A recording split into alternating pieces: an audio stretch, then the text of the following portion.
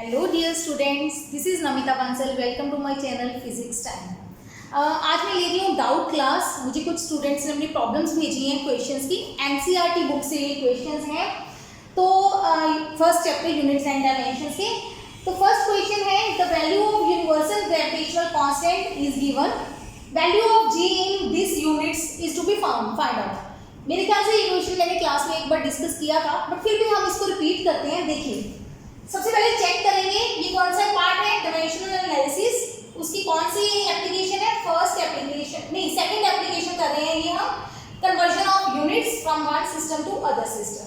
अब पहली बात तो अगर हम ध्यान दें, ये न्यूटन है, फोर्स का यूनिट कौन सा यूनिट, एसआई, मीटर भी एसआई, किलोग्राम भी एसआई। ठीक, इधर कौन सा यूनिट है, ग्राम, सेंटीमीटर और सेकंड, मतलब ये सिस्टम कौन सा हो गया, सीजीएस। एक तरीका तो ये है कि आपको सीधा एसआई और सीजीएस मिल गए तो आप कन्वर्जन कर सकते हैं। समटाइम्स क्या होता है, यहाँ पे मान लो सेकंड की जगह पे मिनट दे देते, तब मेरे पास ये सीजीएस नहीं हुआ, तो आप सिर्फ एसआई सीजीएस ना याद रख के इसका जनरल तरीके से निकालेंगे, सॉल्व करेंगे। कैसे, देखो, एक तरफ हम लिख देते हैं सिस्टम 1, एक तरफ सिस्टम 2, दो सिस्टम्स हो गए। अब इधर न्यूटन है, उधर न्यूटन के कॉरेस्पॉन्डिंग ग्राम दिया हुआ है, मतलब दोनों तरफ यूनिट सेम नहीं है।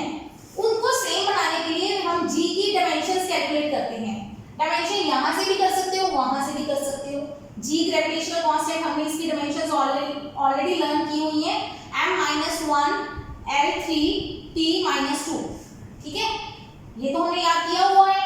फिर भी अगर नहीं याद तो यहां से देखो, ग्राम -1 मतलब मास हो गया m-1, सेंटीमीटर क्यूब मतलब L क्यूब, टाइम सेकंड -2 मतलब T-2। ठीक, फिर भी कंफ्यूजन है तो यहां से चलाएंगे हम जी के डायमेंशंस। न्यूटन मतलब फोर्स हो गई mLT-2, मीटर स्क्वायर मतलब L स्क्वायर, किलोग्राम -2 मतलब m-2, again it is m-1 L3 T-2। एक और स्टूडेंट का डाउट था कि ये पावर्स कैसे हो जाती हैं, तो सी ये mm दोनों का बेस सेम है। जब बेस सेम हो, आप क्वांटिटीज को मल्टीप्लाई करते हैं तो पावर्स ऐड हो जाती हैं। यहाँ पे m की पावर कितनी है, 1, वहां पे m की पावर कितनी है, -2, तो m की टोटल पावर हो गई -1। l की पावर कितनी है, यहाँ पे 1, यहाँ पे कितनी है, 2। मल्टीप्लाई करते हुए बेस सेम हो तो पावर्स ऐड हो जाती है, तो l की बन गई 3, t सिंगल है, t वही का वही रह गया। I hope it is clear.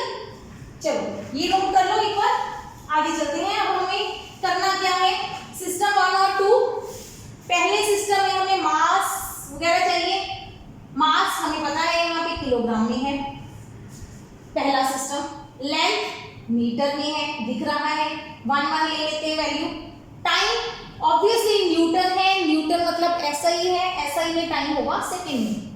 इधर आ जाइए, मास सेकंड सिस्टम में मास कौन है हमारा, 1 ग्राम। लेंथ कौन है, 1 सेंटीमीटर। टाइम कौन है, 1 सेकंड। पहले तो आपको ये सिस्टम डिफाइन करने आनी चाहिए। जी था, यूनिवर्सल कांस्टेंट था, हमें इसकी वैल्यू पता है, चल जाता हमारा काम। जनरल समझो, जनरल जब कुछ भी नहीं पता तो इन चीजों से आपने मास, लेंथ, टाइम दोनों सिस्टम्स के कैलकुलेट करने हैं। जब आप आइडेंटिफाई नहीं कर पाओगे कि कौन सा एसआई है, कौन सा सीजीएस, इस तरह के क्वेश्चन भी आपको जेईई और नीट में मिल जाएंगे करने के लिए। ठीक है, चलो अब हमारा फैक्टर क्या होता है, n2 = n1, m1/m2 power a, l1/l2 power b, t1/t2 power c, ये होता है। ठीक, ये हमारा बेसिक फॉर्मूला है।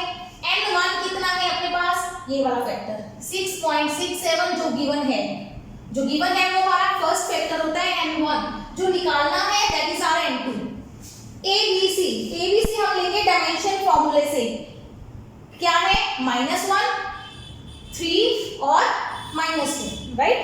जल्दी से इसको सब्स्टिट्यूट करो, 1 kg/1 ग्राम power -1, 1 metre 1 centimetre power 3, 1 sec by 1 second power -2। Second cancel, metre centimetre की कन्वर्जन लगा देंगे 6.67 into 10⁻11 मल्टीप्लाई, किलोग्राम हो गया 1000 ग्राम, 1 ग्राम पावर -1 कट गया gram, 1 metre is 100 centimetre by 1 centimetre power 3, 1 raised to power -2 centimetre cancel. See इसको ध्यान देना, मैं क्या कर रही हूँ, मैं इसको 10 की पावर में कन्वर्ट कर रही हूँ। 1000 इज 10⁻3, ऊपर है -1 तो टोटल इज 10⁻3, राइट। इधर आओ 10⁻2 100, 10⁻2 पावर 3 तो 10⁻6, यहाँ पे लिख रही हूँ 10⁻2 उसका क्यूब है, मतलब ये बनेगा 10 स्क्वायर 10 स्क्वायर 10 स्क्वायर। अगेन मेरा वही बेस रूल, तीनों का बेस सेम है, मल्टीप्लाई कर रहे हैं तो पास क्या हो जाएंगी, ऐड 2 और 2 4 और 2 6। यहां से सोचोगे तो अब आप पास ऐड नहीं करोगे, 2 और 3 ऐड नहीं करोगे, यहाँ पे 2 और 3 मल्टीप्लाई करोगे तो 6 बन जाएगा, ठीक। दोनों तरीके से आंसर सेम है, बस ठीक है। इसको सॉल्व कर देते हैं, 10⁻³ और 10⁻6 इज 10⁻3, 3 हो गया तो 10⁻1 आंसर आएगा इसका। यूनिट्स लिख दो, नहीं ये तो सिर्फ नंबर है हमारे पास, हमें जी की वैल्यू चाहिए तो जी हो जाएगा 6.67 into 10⁻⁻8 पर ग्राम सेंटीमीटर क्यूब पर सेकंड स्क्वायर, ठीक। इस तरीके से इक्वेशन निकालना है। I hope it is clear, ठीक है। कोई स्टेप में डाउट हो अगेन स्क्रीनशॉट लेके मुझे सेंड कर देना, I will explain in the next video. ये है second question, the value of atmospheric pressure is 10⁻6 dyne per centimeter square, then its value in SI unit is to be find out। Same question है पर मैं आपको ना इसके 2-3 तरीके बता देती हूँ। पहला मेथड मैं बताती हूँ, अगर आपको नीट में ये क्वेश्चन सॉल्व करना आ जाए तो ऑब्वियसली इतना लॉन्ग मेथड आप नहीं लगाओगे, हमें शॉर्टकट कराना है। क्या, एक डाइन है एक सेंटीमीटर है, SI में जाना है तो डाइन किस में कन्वर्ट हो जाएगा, न्यूटन में। तो याद रखो 1 dyne is equal to 10⁻5 -5 newton. हमने सॉल्व किया था 1 newton is equal to 10⁻5 dyne, force की कन्वर्जन ऑफ यूनिट्स में। फर्स्ट एग्जांपल मैंने यही करवाई थी, ठीक। तो डाइन हो गया 10⁻5 न्यूटन, फिर हमें चाहिए 1 सेंटीमीटर तो हो जाएगा 10⁻2 मीटर, ठीक। ये तो याद है ना, 1 मीटर 100 सेंटीमीटर, तो अगर हमें 1 सेंटीमीटर चाहिए तो 100 से डिवाइड कर देंगे, डिवाइड करेंगे तो 10⁻2 हो जाएगा। तो मेरा आंसर आएगा प्रेशर का 10⁻6 मल्टीप्लाई न्यूटन करना है 10⁻5 न्यूटन 10⁻2 मीटर -2।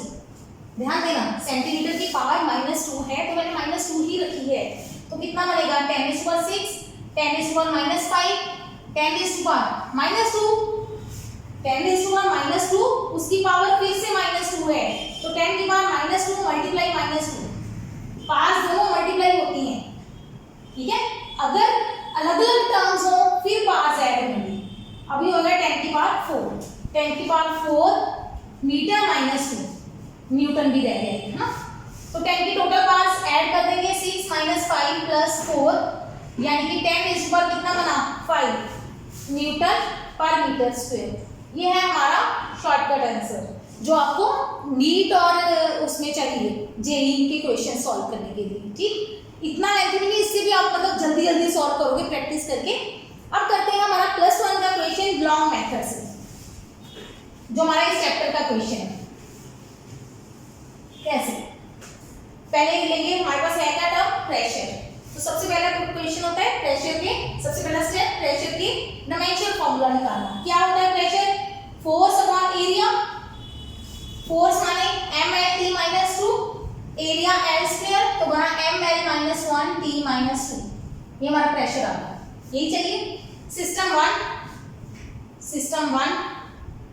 सिस्टम 2 एक SI है एक CGS है, वही हो गया m1 1 kg L1 1 metre T1 1 second m2 1 gram L2 1 centimetre T2 1 second N2 is equal to N1 shortcut कर रही हूँ 10⁻6 m1 अपॉन m2 यानी कि 1 kg अपॉन सॉरी हमारी गलती हो गई।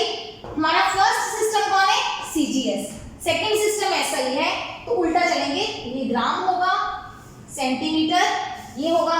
किलोग्राम, ये होगा हमारा metre. 1 gram upon 1 kilogram power 1 centimetre upon 1 metre power -1, 1 second upon 1 second power -2। ठीक है, बस जल्दी से सॉल्व कर लेते हैं। 1 किलोग्राम हो जाएगा 1000 gram multiply 1 centimetre by 100 centimetre 1 power -2।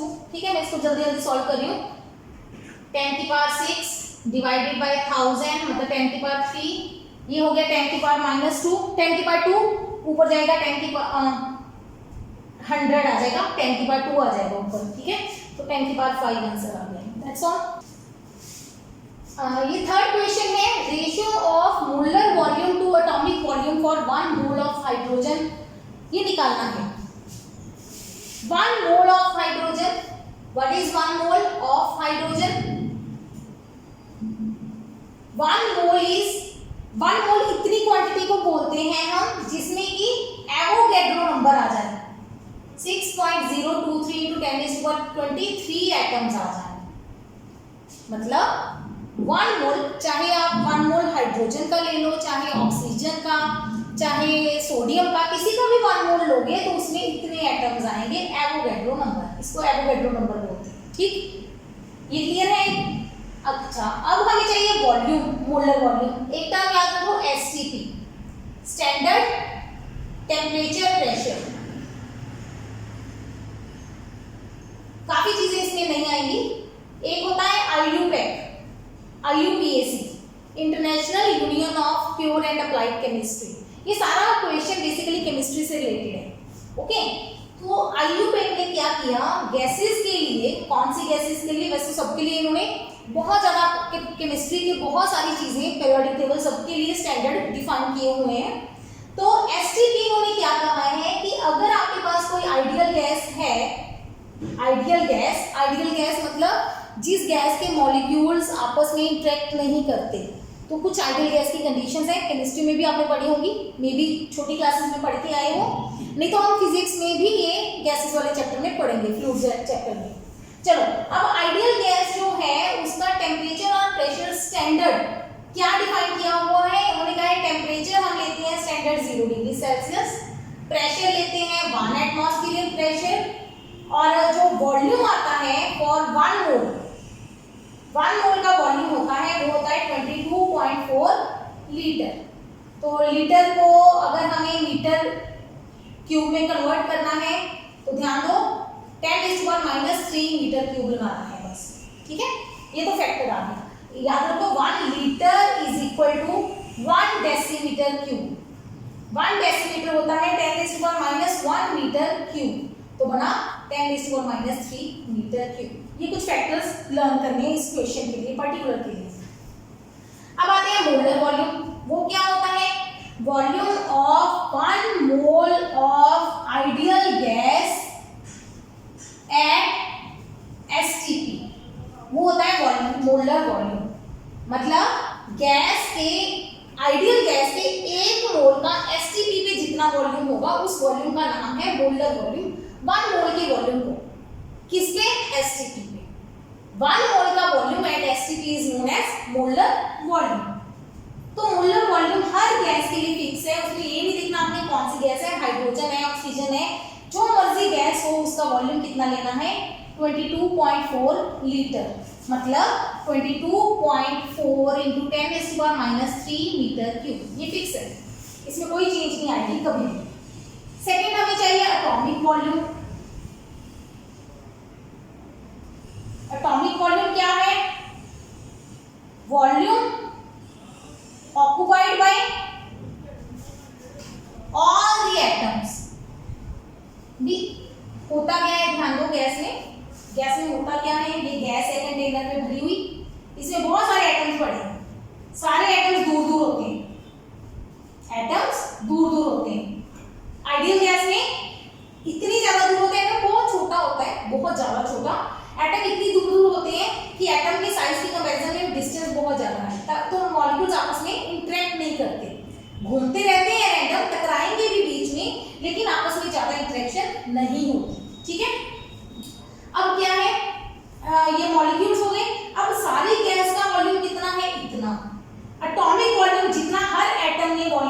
हुआ है। तो कैसे निकालेंगे? It will be equal to volume atomic volume of one atom multiply number of atoms. ये भी क्लियर है ना? एक एटम का वॉल्यूम कितना होता है? 4/3 pi r cube. Number of atoms कितने हैं? एवोगैड्रो नंबर, ये मैं ऑलरेडी बता चुकी हूँ इतने एटम्स होते हैं। अब बात है रेडियस की। हमें दिया है साइज ऑफ मॉलिक्यूल। ये मतलब क्या हुआ? साइज ऑफ एटम होना चाहिए था 1 एंगस्ट्रॉम, मतलब साइज, ये वाला साइज। तो ये क्या होता है? डायामीटर। हमें क्या चाहिए फॉर्मूले में? रेडियस। तो रेडियस होगा डायामीटर का हाफ, मतलब 1 एंगस्ट्रॉम/2। अब एंगस्ट्रॉम क्या है? 10⁻⁻10 मीटर को हम बोलते हैं एंगस्ट्रॉम। ठीक है, ये क्लियर हो गए फैक्टर्स। तो सब्स्टिट्यूट कर देते हैं 4/3 पाई आर क्यूब, मतलब 1/2 into 10⁻10 cube multiply Avogadro number. 4/3 pi 10⁻30 divided by 8, 4 2s are 8 multiply 6.023 multiply 10⁻23। थोड़ा सा सिंप्लीफाई कर देते हैं। Pi into 6.023 into 10⁻⁻7 divided by 6। हमें दोनों की रेशियो चाहिए, मोलर डिवाइडेड बाई एटॉमिक। बस दोनों को डिवाइड कर दो, आंसर आ जाएगा। डिवाइड में कैलकुलेटर से चेक कर देती हूँ अभी भी। 10⁻³ डिवाइडेड पाई 6 इंटू 10⁻7 मल्टीप्लाई 6 ऊपर चला जाएगा। ठीक है, चेक करते हैं इसका आंसर कितना आता है। ये आता है आंसर 7.1 मल्टीप्लाई 10⁻, ऊपर -3 है, नीचे -7, तो 10⁻4 आ जाएगा। क्योंकि ये रेशियो है, रेशियो के कोई यूनिट्स नहीं आएंगे, तो ये ऑप्शन करेक्ट है। ठीक है, समझ आ गया? I hope it is clear. चलिए, ये क्वेश्चन थोड़ा सा डिफरेंट था, मतलब काफी इसके वैल्यूज थी जो आपको लर्न करने वाली है। एंगस्ट्रॉम अभी तक मैंने आपको नहीं पढ़ाया था, तो एंगस्ट्रॉम 10⁻10 मीटर होता है। एक मोल में एवोगैड्रो नंबर एटम्स होते हैं, ये मैंने यूनिट्स चैप्टर में बताया था। आइडियल गैस का एसटीपी कितना होता है, ये भी हमने नया सीखा। ठीक है, तो बाकी जो रेशियो निकालनी थी वो इजी स्टेप्स है। ठीक, चलो इसको नोट डाउन कर लो। कुछ भी अगर क्लियर ना हो तो मुझे मेल कर देना, दोबारा से मैं बता दूंगी आपको। ओके, तो मुझे बहुत खुशी हो रही है कि आप प्रॉब्लम सॉल्व कर रहे हो और मुझे सेंड कर रहे हो, ताकि मैं उसका सोल्यूशन दे सकूं। ठीक है, तो keep watching, keep learning, subscribe to my channel. Thank you.